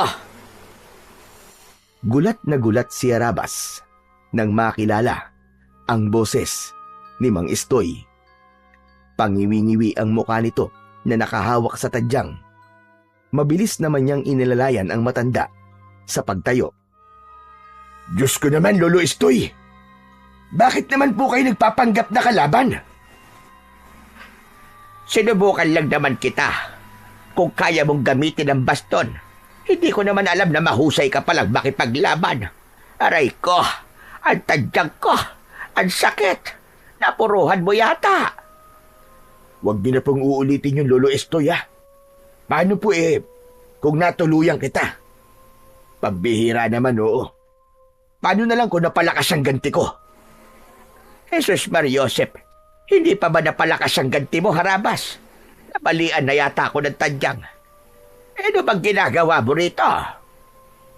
Ako po dapat magtanong sa inyo ng ganyan. Bakit po kayo nandito? Ano ka ba naman, Harabas? Nakalimutan mo na bang dito ako nakatira? Pateka, bakit ka ba nandito sa kakahuyan? Bala ko po sanang maghanap ng ibang bahay na matutuluyan. Ginamit ko lang na dahilan sa may-ari ng bahay na hahanapin ko si Ibana. Lolo Estoy, kagabi po, inatake ako ng mga aswang. Mabuti na lang po tinulungan ako ng baston at mutya. Nalaman ko rin po kung paano ko to gagamitin sa mga aswang. Hindi pa rin natatapos ang pagliligtas sa akin ng mutya. Muntik na po ako makakain ng saging na saba. Lahat ng nakatira sa bahay ng dati kong asawa ay mga aswang. Nakita mo na ba ang asawa mo? Opo, Lolo Estoy. Sa bahay mismo na inuupahan ko. Alam ko po na dating bahay yun ng mga magulang ng asawa ko. Kaya nga po nagulat ako at iba nang nakatira doon. Kumusta naman ang asawa mo? Hindi po siya ayos, Lolo Estoy. Nasa panganib po ang asawa ko. Hindi na po niya ako nakikilala. Nagkita kami kagabi, pero hindi niya ako pinansin. At iba na po ang pangalan niya. Hindi na siya si Ivana, kundi siya na po si Isabel. Sinasabi ko na nga ba't nakakuha na sila ng alay na pagtataniman nila ng binhi para sa nalalapit na piyesta. Teka, sandali lang po, Lolo Estoy. Pagtataniman nila ng binhi ang asawa ko. Hindi po bukid ang asawa ko. Ang hina naman ang isip mo. Alam mo na yon kung ano ang ibig kong sabihin. Ang binhi na tinutukoy ko ay anak. Isang alay ang asawa mo para gawing palahian ng mga aswang na malik. Sa pamamagitan ni Ivana, magpaparami sila ng lahi. Bukod pa sa paggawa ng aswang ng kanilang pinuno. Ibig niyo pong sabihin nasa panganib po ang buhay ng asawa ko. Oo, dahil magpaparami sila ng lahi sa pamamagitan ng asawa mo, Harabas. Magsasagawa sila ng ritual na gaganapin sa araw mismo ng piyesta ng kulay pulang bilog na buwan.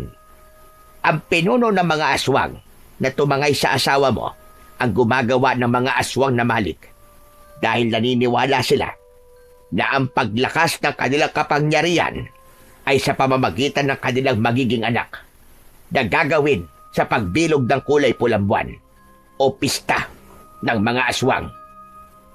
Ano pong klaseng nilalang ang mga aswang na malik? Sila ang mga aswang nakahawig ng kahoy. Kasing kapal ng balat ng kalabaw ang kanilang balat. Mga alagad sila ng pinuno ng aswang na siyang lumikha sa kanila para maging isang ganap na halimaw. Parang may mabigat na bato ang dumagan sa dibdib ni Harabas nang marinig ang sinabi ng matanda. Bigla siyang kinilabutan at nag-alala na baka tuluyan ng mapahamak ang kanyang asawa. Bakit pa niya hihintayin ng pista kung pwede naman niyang itakas na si Ivana? Alam ko ang tumatakbo sa isip mo, Harabas. Balak mong itakas ang asawa mo. Hindi yon magiging ganong kadali. Hindi na siya ang asawa mo. Isa na siyang aswang na malik dahil nasa ilalim na siya ng itim na kapangyarihan ng hipnotismo at gayuma. Sa madaling salita, hindi mo siya maaaring ilayo sa pinuno ng mga aswang hanggat hindi nagpapakita ang pulang buwan. Yun ang palatandaan ng kanilang pag-iisang dibdib at pagsasanib ng kanilang katawan. Asawa ko siya, Lolo Estoy. Hindi siya magiging asawa ni Tungtong Sahur. At hindi po ako makakapayag na gawin nila kay Ivana ang kahalayan na yun. Kailangan mong iligtas si Ivana sa araw ng pista. Saka mo lang mababawi ang katawan ng asawa mo na binalutan ng itim na kapangyarihan. Paano ko po maaalis ang itim na kapangyarihang bumabalot sa pagkatao ng asawa ko kung ang mutya na nasa kamay ko ay kontra sa kanya? Tulungan niyo po ako, Lolo Estoy. Hindi ko po kakayaning mapahamak ang asawa ko. Hindi ba tinutulungan na kita, Harabas? May paraan kung paano siya maililigtas gamit ang mutya. Hihigupin ito ang itim na kapangyarihang bumabalot sa katawan ng asawa mo. Pero kailangang may gawin ka para tuluyang mabawi siya. Gamit ang pagmamahal mo sa kanya. Ano pong ibig niyo sabihin, Lolo Estoy?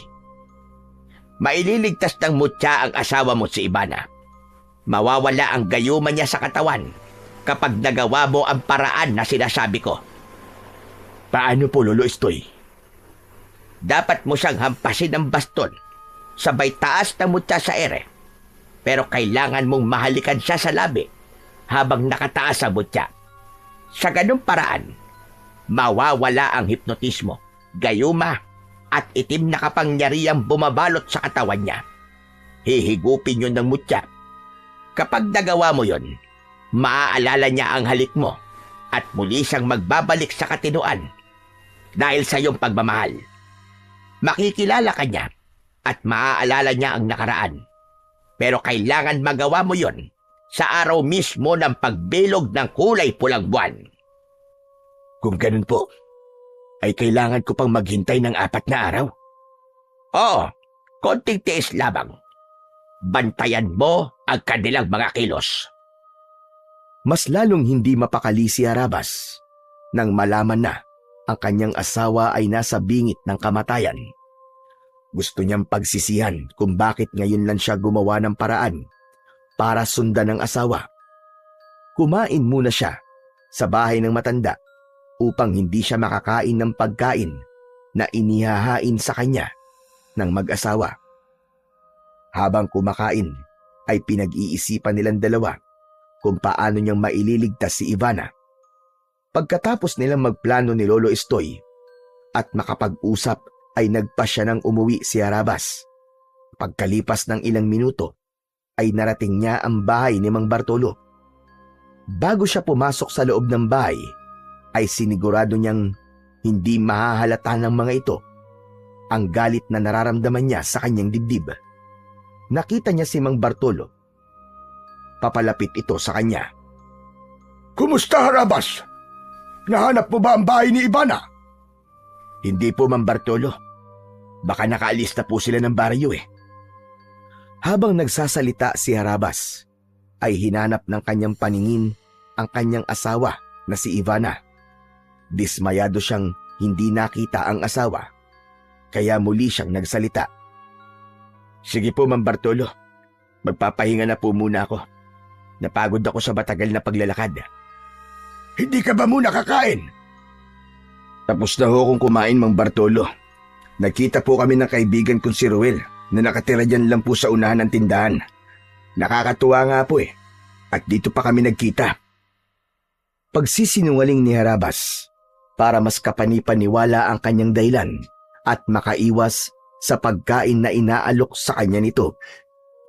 Maya-maya pa ay tinalikuran niya na si Mang Bartolo at pumasok na siya sa loob ng kanyang silid na inuupahan. Pagpasok niya sa kwarto ay matyaga siyang naghintay ng pagdilim ng paligid. Matagal siyang nagbantay sa kanyang asawa at kilos ni Tungtong Saur. Halos hindi na siya matulog.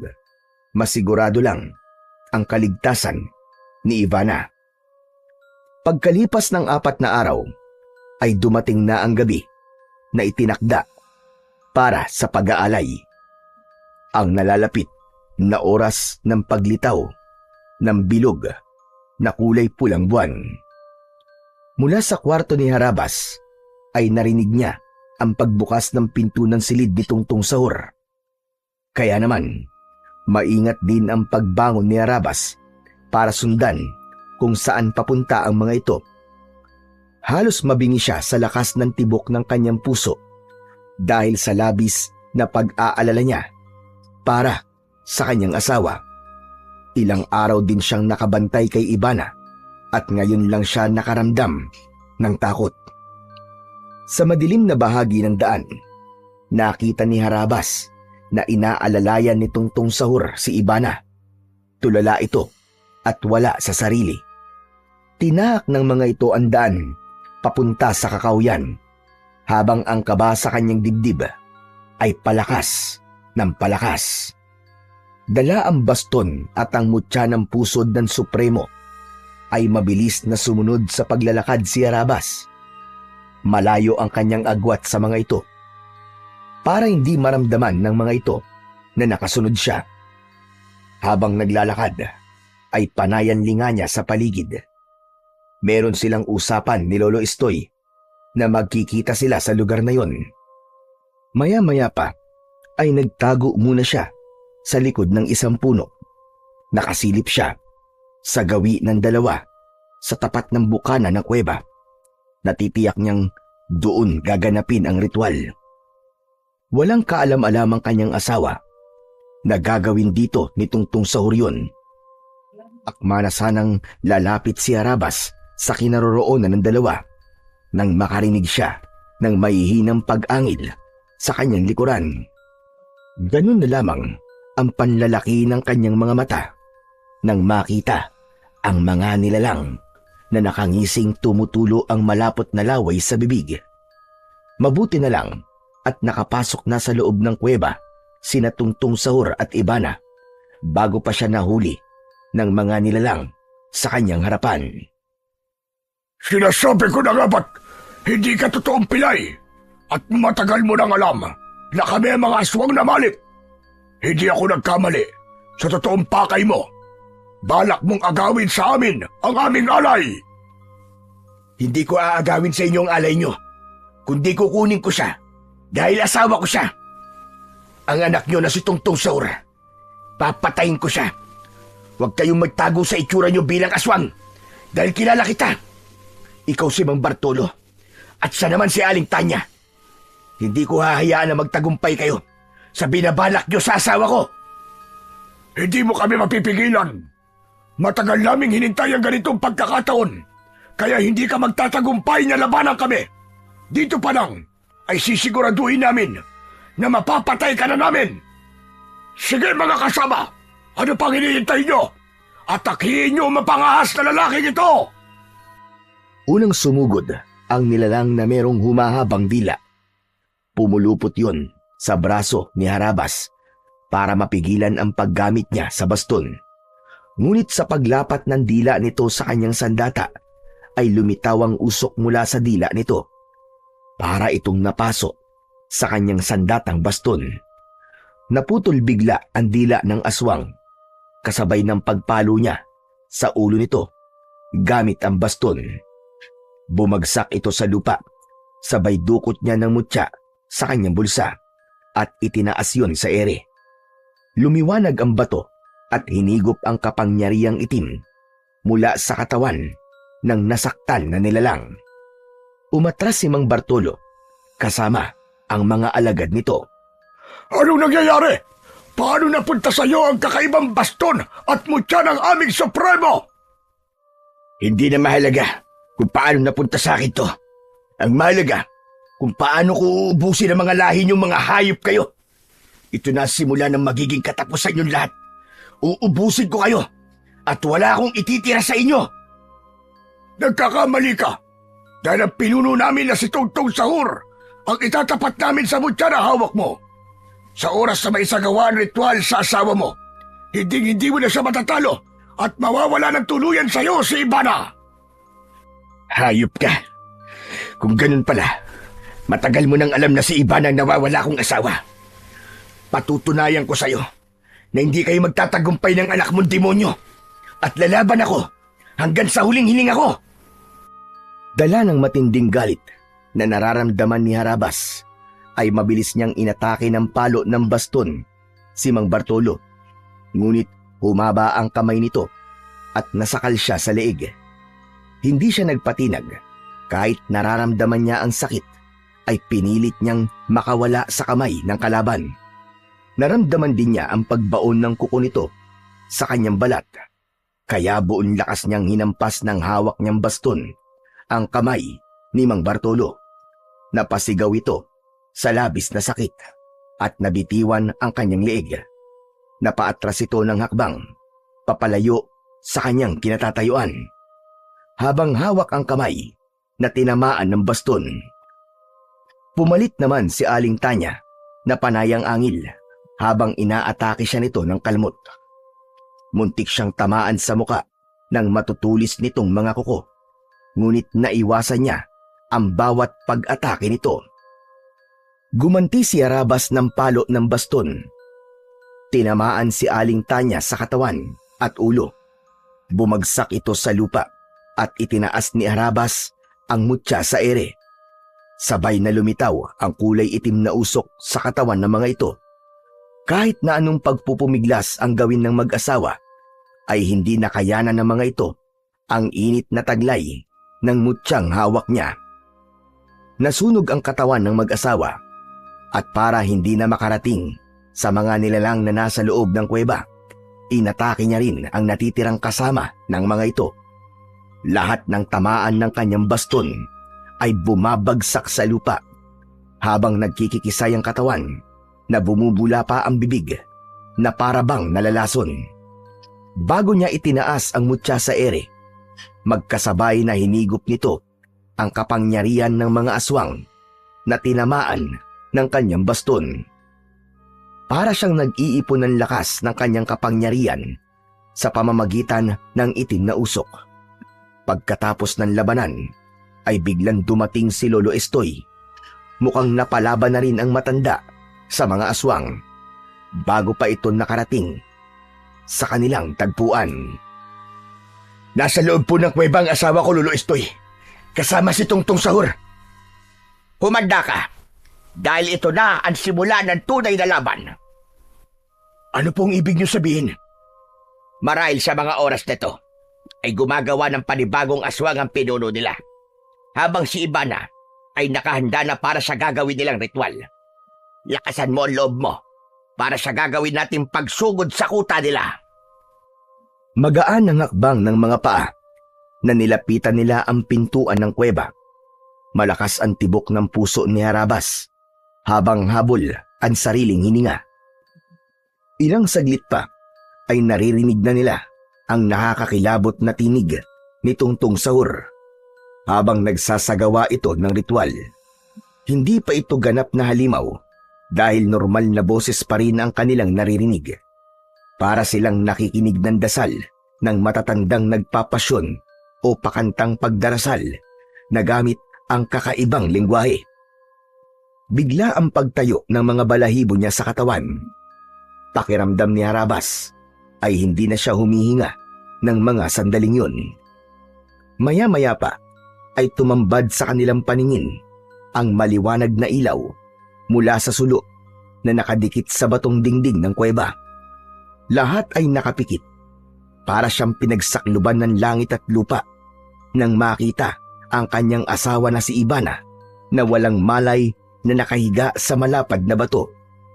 Walang anumang suot na saplot sa katawan.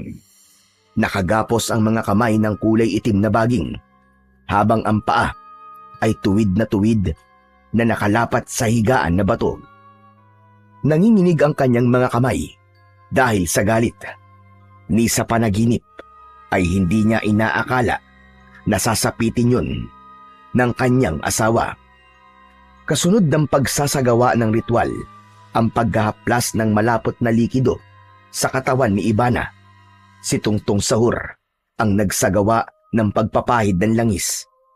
Nahalata ni Lolo Estoy ang galit na nararamdaman ni Harabas. Humidahon ka muna, Harabas. Hindi na sila aabot sa pagsasagawa ng ritual. Dahil sa oras na pumula na ang buwan, ay susugod na tayo sa kanila. Mukhang hindi ko na po matatagalan ng eksenang nakikita ko, Lolo Estoy. Ngayon pa lang, ay parang gusto ko na silang patayin lahat. Halos pabulong ang naging pag-uusap nilang dalawa ni Lolo Estoy. Pero hindi pa rin maitatago sa boses niya ang labis na sama ng loob. Hindi niya inaalis ang kanyang paningin kay Tungtong Sahur na walang tigil sa paghaplas ng langis sa katawan ng kanyang asawa. Para siyang unti-unting sinasaksak ng kutsilyo sa kanyang dibdib. Pakiramdam niya ay para siyang nauupos na kandila habang nakikitang walang malay ang asawang si Ivana. Mahal na Panginoon ng dilim, dinggin mo ang aking panalangin. Nasa harapan mo ang aking alay. Isang pagpapakita ng katapatan sa iyo. Pakinggan mo at pagmasdan mo kung paano ko sa iyo ihaharap ang babaeng itinakda para magdala sa aking binhi. Napaangat sa pagkakaupo si Harabas. Gusto niya nang tapusin ang laban at patayin ang pinuno ng mga aswang. Anong ginagawa mo, Harabas? Baka makita niya tayo. Hintayin na muna natin na pumula ang buwan. Ilang minuto na lang. Hindi po ako mananahimik lang dito, Lolo Estoy. Habang pinapanood ang ginagawa niya sa asawa ko, ako mismo ang papatay sa kanya. Gamitin mo ang isip mo, Harabas. Masisira ang mga plano natin kapag nagising si Ibana na hindi pa pumupula ang buwan at hindi natatapos ang ritual ng pag-aalay. Hinding-hindi mo na siya mababawi kahit kailan. habang buhay na siyang magiging aswang at magdadala ng anak ng halimaw sa kanyang sinapupunan. Kaya makinig ka sa akin. Pero, Lolo Estoy, baka saktan nila ang asawa ko. Magtiwala ka sa akin. Nangyari na rin ito sa anak ko noon. Kaya alam ko ang ginagawa ko. Hindi na nagpumilit pa si Harabas. Nakuyom na lamang niya ang kanyang kamao habang nakatingin sa ginagawa ng pinuno ng mga aswang na si Tungtong Sahur. Maya-maya pa ay unti-unti nang nagbago ang anyo ng pinuno ng mga aswang na si Tungtong Sahur. Mula sa pagiging tao ay nagbago na ang itsura ng balat nito. Naging balat ng kahoy, magaspang, ngunit matingkad dahil sa langis na inihaplas nito sa kanyang katawan.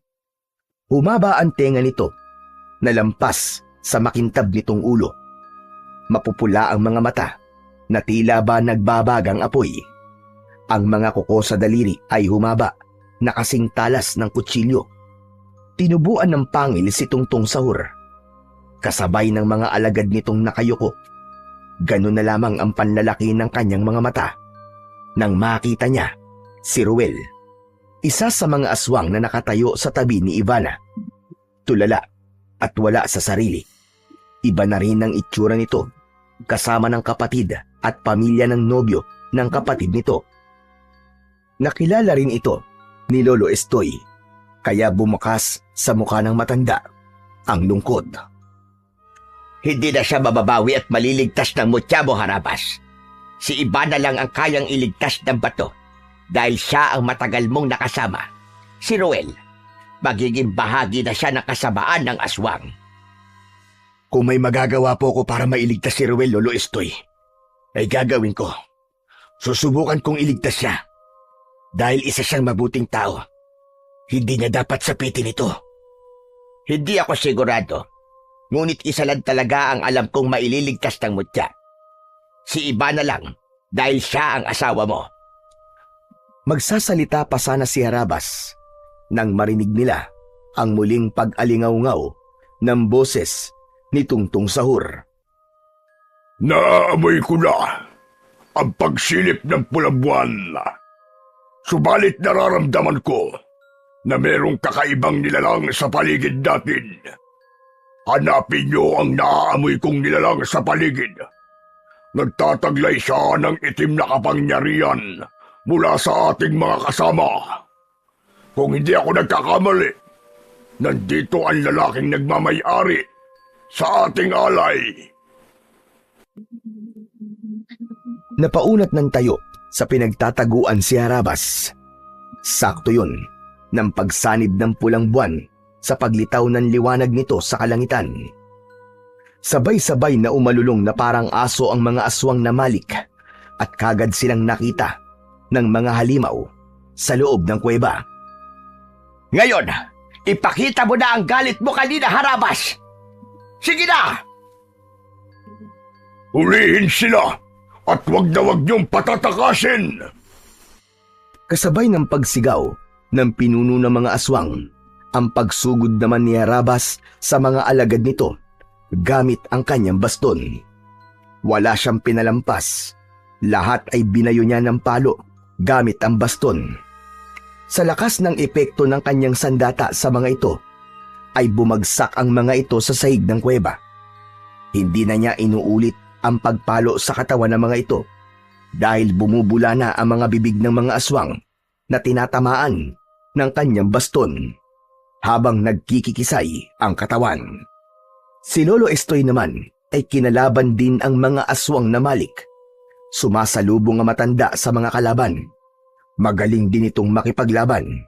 Bawat tamaan ng sandata nitong tungkod ay bumabagsak din sa sahig ng kuweba ang mga aswang. Napansin ni Harabas ang paglapit ni Tungtong Sahur sa walang malay niyang asawa. Akma na sanang gagawin nito ang ritual ng pagsasanib ng katawan. Mabilis siyang lumukso at tumama ang sipa niya sa muka ni Tungtong Sahur. Hindi ko hahayaan na lumapat pa ang mga kamay mo sa katawan ng asawa ko dahil papatayin na kita. Wala ka nang magagawa Sa akin na siya. Ako na ang asawa niya. Nagpanggap ka pang Pinay. Akala mo ba, hindi ko naramdaman ang mutya sa bulsa mo? Kung mahusay kang magpanggap, mas magaling akong magkunwari. Tumigil kang hayop ka. Hindi ka nasisikatan ng araw. Hindi na napigilan ni Harabas ang kanyang sarili. Nilabanan niya ito gamit ang kanyang baston. Ngunit hindi ito tinatamaan ng bawat pag-atake niya. Para bang alam nito ang epekto ng kanyang sandata. Gumanti ito ng sipa sa kanya at tumama yun sa kanyang tagiliran. Pasadsad siyang bumagsak sa sahig ng kuweba. Mabilis siyang bumangon at lumapit sa kanyang asawa na wala pa ring malay. Kaya naman, sumugod siya ulit kay Tungtung Sahur. Sa muli niyang pag-atake ay naiwasan nito ang kanyang suntok. Umikot siya sa ere at magkakasunod na pagpalo sa katawan nito ang ginawa niya. Tinamaan niya ito sa leeg, ngunit hindi ito bumagsak. Sa halip ay nahawakan nito ang kanyang kamay. Dikitan ang kanilang laban habang nag-aagawan sa baston. Halata niyang napapaso ito sa kanyang sandata. Naalala niyang may talim ang kanyang baston, kaya sa pagpihit niya sa katawan nito ay nabunot niya ang talim at diretso yung isinaksak sa leeg ng pinuno ng mga aswang. Nagmistulang gripo ang dugong lumalabas sa sugat nito. Sabay bunot niya ng talim sa leeg nito. Napaluhod dito sa lupa habang pasigok-sigok. Pilit na tinatakluban ng kamay ang nabutas nitong leeg. Hinawakan ni Harabas ang baston, sabay palo ng napakalakas sa pagmumuka ng aswang. Nagkikikisay ang katawan ni Tungtung Sahur nang bumagsak ito sa sahig ng kuweba. Yan ang pinakamalupit na parusa para sa mga nilalang na kagaya mo. Inilabas ni Harabas ang mutya ng pusod ng supremo ng mga aswang, saka itinaas sa ere. Lahat ng mga nakahandusay sa sahig ng kuweba na tinamaan ng kanyang baston ay nahigop ang itim na usok sa katawan ng mga ito. Kasabay ng pagliyab ng katawan ng mga aswang, akma na sanang haharap si Harabas sa gawin ng matanda nang bigla niyang naramdaman sa kanyang leeg ang malakas na kamay ni Ivana. Nagkamalay na ito. Mapupula ang mga mata nito, habang si Lolo Estoy naman ay nagulat din sa ginawa ni Ivana. Pigil ng matanda ang nagwawalang aswang na si Ruel. Balak nilang iligtas pa rin si Ruel. Gawin mo na ang sinabi ko. Iligtas mo si Ivana, Harabas. Bilisan mo! Nakapikit na nagpumigla si Harabas mula sa pagkakasakal sa kanya ng kanyang asawang si Ivana. Ivana, asawa ko! Ako to, si Harabas! Mahal ko, gumising ka. Labanan mo ang itim na kapangyarihan na bumabalot sa katawan mo! Mas lalong bumaon ang mga kuko nito sa kanyang leeg, kaya wala na siyang ibang paraan kundi ang saktan ng asawa gamit ang baston. Pinalo niya ito sa braso, kaya't nabitiwan siya nito, kasabay ng pagtaas niya sa ere ng kanyang mutya. Isang mapusok na halik ang ginawa ni Harabas sa labi ng kanyang asawa. Ramdam na ramdam niya ang malakas na enerhiyang humigop sa itim na kapangyarihang bumabalot sa katawan ni Ivana. Kasunod ng isang mahigpit na yakap. Huminga ng malalim si Ivana hanggang sa nawalan ito ng lakas na napaupo sa kanyang harapan. Dali-daling hinubad ni Harabas ang suot niyang damit at isinuot yun sa hubad na katawan ng kanyang asawa.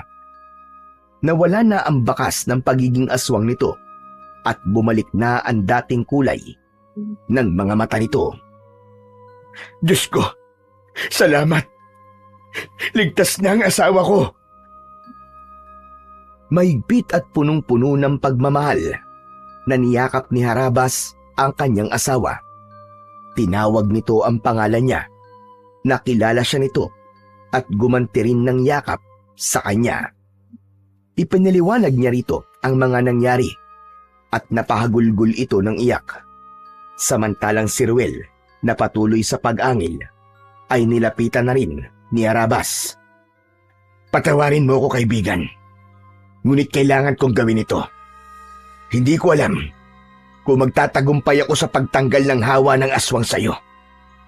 Kung ano man ang magiging resulta, patawarin mo ako, kaibigan. Pinalo ng 2 beses ni Arabas ang lalaki gamit ang baston. Kasunod ang pagtaas ng mutya sa ere. Ipinaliwanag ni Arabas kung paano naging mabuting tao si Ruel kay Lolo Estoy. Ipinaalala niya rito ang natatandaan niyang sinabi nito sa kanya. Ganon din ang pagpapalaki ng mga magulang nito kay Ruel. Tumulo ang luha sa mga mata ni Ruel. Sinabi mo sa akin, Ruel, na pinalaki kayong mabuting tao ng mga magulang mo. Kaya labanan mo ang kasamaang bumabalot sa katawan mo, Ruel. Labanan mo! Isang kulay itim na usok ang lumabas mula sa katawan nito. Katulad ng nangyari kay Ivana, himalang nawala ang hawa nito at bumalik sa dating kulay ang katawan, pati na ang mga mata. Isang hindi maipaliwanag na himala ang nangyari kay Ruel.